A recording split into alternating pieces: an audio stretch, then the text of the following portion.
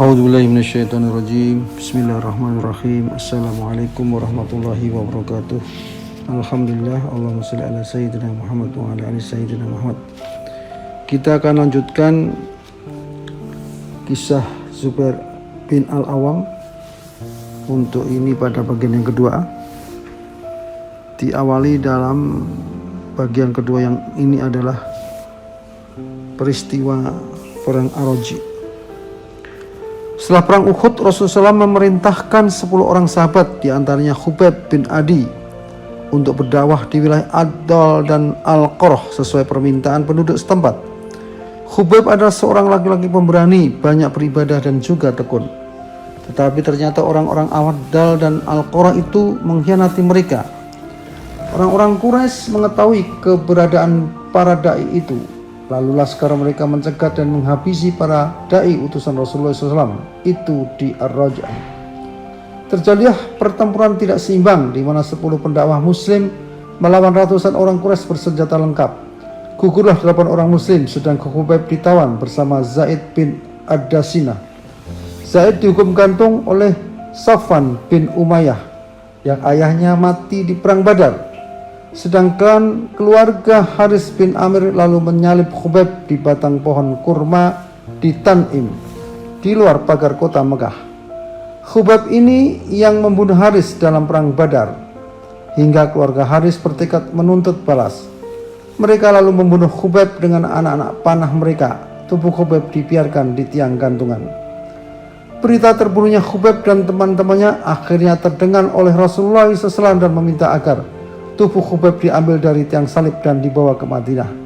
Siapa di antara kalian yang bersedia membawa jasad Khubayb dari tempat gantungannya, maka ia akan memperoleh pahala terbaik dari Allah Subhanahu wa taala, kata Rasulullah.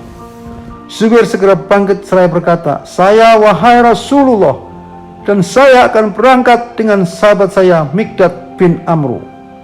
Zubair segera berangkat menuju ke tempat mayat Khubayb yang dijaga oleh 40 orang laki-laki Quraisy. Zubair segera menghampirinya tanpa memikirkan risiko berhadapan dengan mereka, dan lalu secepat kilat melepaskan mayat itu dari tali-tali yang mengikatnya. Khubayb segera dinaikkan ke atas kuda yang lalu dipacunya untuk menghindari kejaran para penjaga. Dan ketika para penjaga melihat perbuatannya dan hendak mengejarnya, Zubair berteriak kepada mereka, "Saya adalah Zubair, dan bersama sahabatku adalah 2 ekor singa kuat. Bersiaplah kalian untuk bertarung keras dengan kami, atau menyingkirlah dari kami, sebab tiada jalan lain untuk mengambil mayat ini." Para penjaga itu lalu memutuskan untuk tidak meneruskan pengejaran. Satu persatu berbalik dan kembali di posisi semula. Zubair dan Mikdad pun selamat sampai di Madinah, membawa mayat sahabat yang mulia Khubayb bin Adi. Tiba-tiba turunlah malaikat Jibril dan berkata kepada Rasulullah SAW, "Sungguh para malaikat mengagumi kedua orang sahabatmu ini." Sedangkan di perang Khandaq, jihad Hawari Rasulullah ini tidak berhenti. Gelora jihad itu berpindah lagi pada perang Al-Azab, perang Khandaq. Pada masa perang ini Rasulullah SAW bersabda, "Siapakah yang dapat memberikan kepada kami berita keadaan Bani Quraidah?" Zubair menjawab, "Saya." Ia pergi menunggang kuda, mengikuti orang-orang musyrik, lalu kembali membawa berita tentang Bani Quraidah. Nabi SAW sekali lagi mengulang ucapan luhur beliau tentang Zubair bin Al-Awwam. "Setiap Nabi mempunyai hawari, dan hawariku adalah Zubair." Dalam perang Khandaq juga demikian. Zubair bertempur sangat patriotik di barisan laskar yang mempertahankan Madinah. Sementara ibunya Safiyah meski tidak turut bertempur, dengan berani ikut pula melumpuhkan seorang mata-mata Yahudi yang menyelusup ke dekat benteng perlindungan yang dijaga oleh Hasan bin Sabit. Hasan adalah penyair Ansor yang sudah buta matanya. Ketika para sahabat mengetahui hal itu, mereka berkata, "Ini tidak mengherankan sebab wanita itu adalah Safiyah binti Abdul Muthalib yang menyandang kemuliaan sang penunggang kuda pemberani Zubair bin Al-Awwam." Usai perang Khandaq, Zubair juga turut serta dalam perang Khaybar untuk membersihkan kota Madinah dari orang-orang Yahudi. lalu berlanjut ke penaklukan Mekah dan juga perang Hunain. Kabilah Hawazin mendengar bahwa Rasulullah SAW berangkat dari Madinah. Mereka beliau hendak menyerang daerah mereka. Oleh karena itu mereka berkumpul akan menghadapi beliau. Tiba-tiba terdengar berita bahwa Rasulullah SAW mengarah ke Mekah dan Allah mengaruniakan kemenangan kepada beliau atas kota Mekah tanpa perlawanan. Oleh karena itu mereka takut bahwa beliau akan ke sana untuk memerangi mereka. Para tokoh Bani Hawazin dan Bani Thaqif kemudian berunding. Mereka berkata, Muhammad sudah siap menyerang kita. Tiada lagi halangan baginya untuk menghadapi kita. Menurut pendapat kami sebaiknya kita menyerangnya sebelum ia menyerang kita. Mereka bersepakat. Ketika itu juga mereka berkumpul dan menghadap Malik bin Auf bin An-Nughri. Ketika itu Malik telah mengumpulkan semua sarana untuk menghadapi kaum muslimin. Ia menitipkan harta, istri dan anak-anaknya kepada warga yang tak ikut berperang agar bisa berkonsentrasi dalam perperangan. Maka pada hari besar itu Zubair berperang sebagai seorang pahlawan sejati.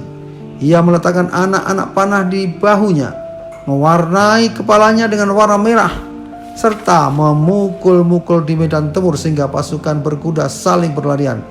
Hingga ada seorang musyrik yang mengenalinya. Orang itu Zubair bin Al-Awam. Lelaki itu lalu bersumpah atas nama berhala Lata, benar-benar kami akan menghajar kalian, hati-hati kalian. Meski awalnya sempat terdesak, pasukan muslimin akhirnya berhasil memporak-porandakan pasukan kaum musyrikin.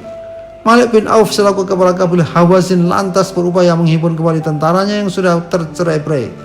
Ia membuat markah di sebuah tempat dan melakukan persiapan hendak menyerang kembali pasukan muslimin saat hendak pulang ke Madinah. Tapi Zubair terus maju, menikam banyak tentara musuh dengan anak-anak panah sehingga mereka menyingkir dari hadapannya, bahkan dari medan pertempuran. Peperangan pun dimenangkan kaum muslimin. Muslimin memperoleh harta rampasan perang dalam jumlah banyak. Dia menyambar ke sana kemari sampai peperangan berakhir dengan kemenangan. Zubair juga mengerti apa yang menjadi tujuan orang-orang kafir itu. Ia berangkat seorang diri menghadap Malik bin Auf, pimpinan mereka, lalu menghajarnya habis-habisan dengan pedangnya dan memporak-porandakan pasukannya, menghalau mereka ke jalan lain sehingga menjamin keamanan jalan pulang pasukan Islam. Atas keberanian Zubair ini maka kaum muslimin dapat pulang ke kota Rasulullah SAW dengan aman. Tetapi apakah perang Hunain itu merupakan akhir jihad bagi Zubair bin Al-Awam, hawari Rasulullah SAW dan orang yang termasuk salah seorang dari 10 orang yang terjamin masuk surga? Jawabannya tentu tidak. Perang Yarmuk. Perang Yarmuk terjadi pada tahun ke-13 Hijriah atau 636 Masehi di Syam, tepatnya di lembah Jordan. Bertindak sebagai panglima pasukan Islam adalah Khalid bin Walid. Kekaisaran Romawi mengerahkan pasukan dalam jumlah sangat besar yang terdiri dari berbagai bangsa, dan Khalid pun berangkat dengan pasukan besar yang belum pernah dimiliki oleh orang pasukan Arab sebelumnya. Khalid berangkat dengan 36 bendera batalion. Dia menetapkan pembawa bendera utama adalah Abu Ubaidah bin Jarrah. Pembawa bendera sayap kanan adalah Amr bin As, di mana di dalamnya ada komandan besar Surahbil bin Hasanah. Pemegang bendera sayap kiri adalah Yazid bin Abu Sufyan. Untuk masing-masing kelompok pasukan berkuda kavaleri ditetapkan seorang komandan yang masing-masing akan mengatur komando pasukan di sayap kanan, kiri, dan tengah. Setiap kelompok batalion kavaleri ini berjumlah kurang lebih sekitar 1000 orang.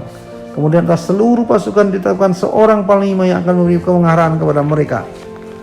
Khalid mengangkat mantan pemimpin Mekah Abu Sufyan bin Harb sebagai komandan umum.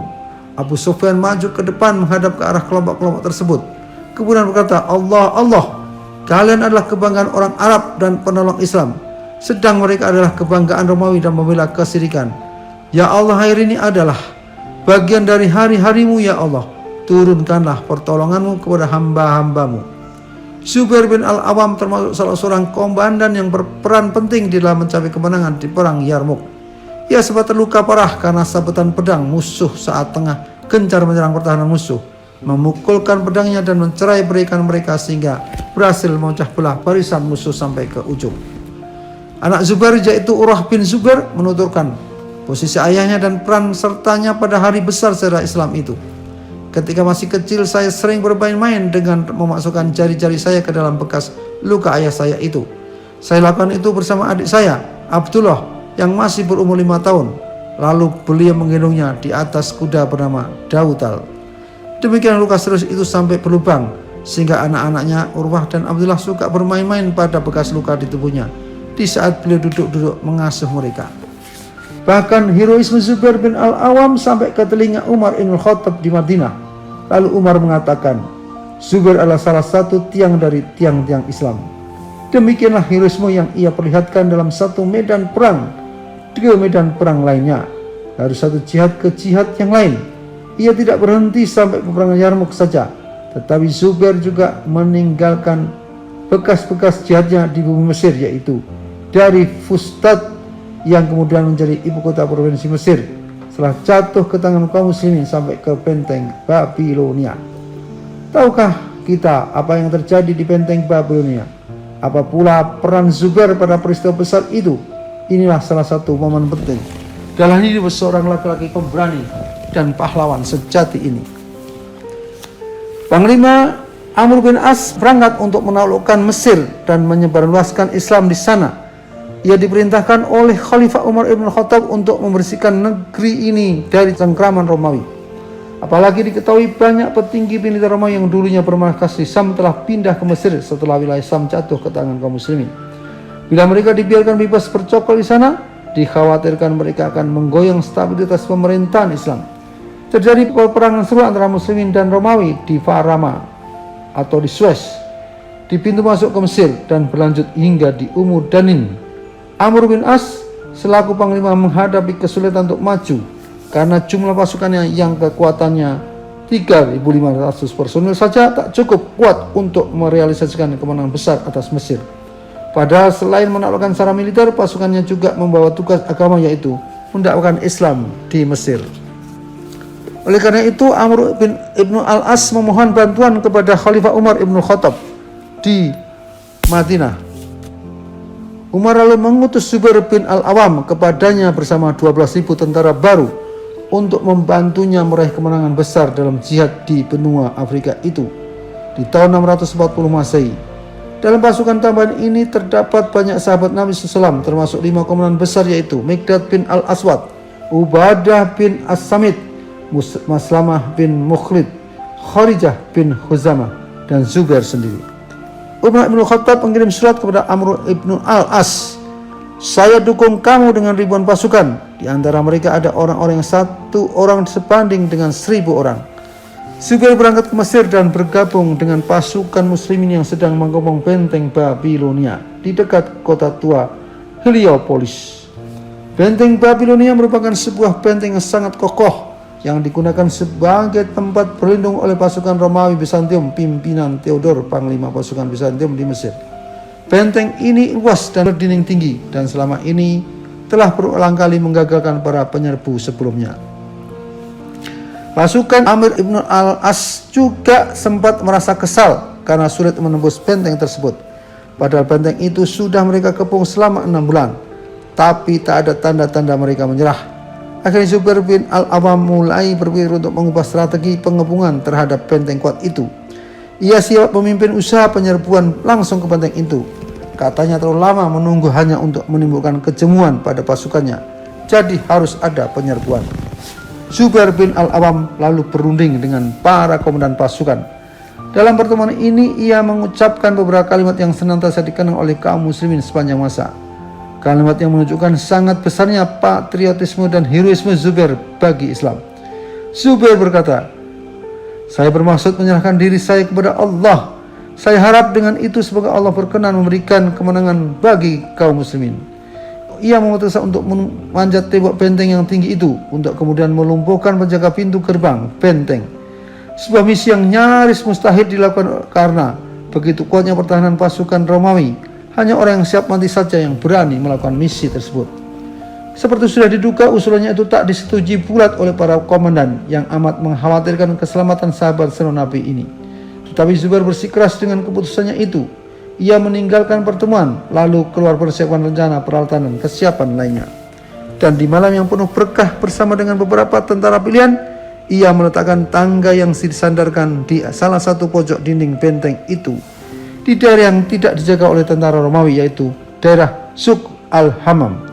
Kemudian Zubair naik dengan tenang dan sembunyi-sembunyi sehingga tidak disadari oleh musuhnya. Tak lama berselang setelah sampai di atas bersama pasukannya, terdengarlah suara takbir menggelegar. Allahu Akbar, Allahu Akbar. Suara takbir yang bersaut-sautan itu mampu membuat gentar pasukan musuh. Mereka seperti terkesima. Ia tak bergerak mencegah para tentara muslim itu berloncatan dari tangga ke dalam benteng. Tak banyak perlawanan yang mereka hadapi dari penjaga pintu gerbang benteng, sehingga mereka tak terlalu sulit membuka gerbang. Begitu gerbang terbuka, berhamburlah ribuan pasukan muslim yang menunggu di luar masuk ke dalamnya. Ide brilian dan berani Zubair bin Al-Awam itu akhirnya mengubah situasi pertempuran dengan sangat drastis. Pasukan Romawi yang sudah mempersiapkan perlawanan dari dalam benteng akhirnya menyerah. Maka selesailah penaklukan benteng yang telah dikepung selama 7 bulan itu.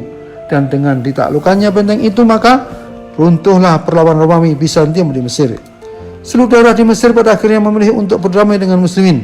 Apalagi orang-orang Kristen Koptik yang merupakan penduduk asli di sana sangat merasa tertindas berada di bawah kekuasaan kekaisaran Kristen Bizantium. Mereka melihat orang-orang Arab Islam itu jauh lebih toleran dan tidak memeras kekayaan mereka seperti Bizantium. Kini terlepaslah Mesir dan sekitarnya dari cengkraman kezaliman dan ketamakan bangsa Romawi. Dan sejak saat itu Mesir menjadi tempat dakwah yang subur bagi Islam, tempat berkumandangnya seruan-seruan kebenaran sampai hari ini. Meskipun demikian, peristiwa penaklukan benteng Babilonia itu bukanlah akhir jihad Zubair bin Al-Awam. Mujahid agung ini masih terus berperan membantu memecahkan berbagai persoalan yang dihadapi umat Islam. Beliau termasuk anggota Dewan Permusyawaratan yang dibentuk Khalifah Umar. Zubair kembali dari Mesir ke Madinah. Ia tinggal di Madinah dan tenggelam dalam ibadah kepada Allah dan melayani umat. Ia berharap agar semua itu juga dinilai sebagai jihad di sisi Allah SWT. Tidak henti-hentinya tangan yang mulia terus-menerus memberi dan bersedekah dari harta rampasan perang yang telah dikaruniakan Allah kepadanya. Dia sedang berada duduk bertafakur, Zubair merenungkan tubuhnya yang sudah melalui banyak peperangan sejak masa remaja sampai pulang dari perang Heliopolis, benteng Babilonia. Ia mendapati bekas-bekas pukulan dan tusukan di badannya, bekas-bekas yang bertebaran di tubuhnya yang suci. Sahabat-sahabat dekatnya pernah menuturkan, saya menamai Zubair bin Al-Awam di dalam beberapa perjalanan. Saya lihat bertubuh yang penuh guratan bekas pedang, banyak berlubang akibat pukulan dan tikaman. Sedang di dadanya ada seperti mata air yang mengalir akibat tikaman dan anak panah. Sahabat lainnya pernah berkata kepada Zubair, saya melihat tubuhmu dalam wujud yang belum pernah saya lihat pada orang lain. Zubair menjawab, demi Allah, tidak ada daripadanya bekas luka ataupun tikaman melainkan jalan Allah. Semoga Allah SWT merahmati para besar ini yang telah menyerahkan hidupnya saat remaja untuk jihad fi sabilillah.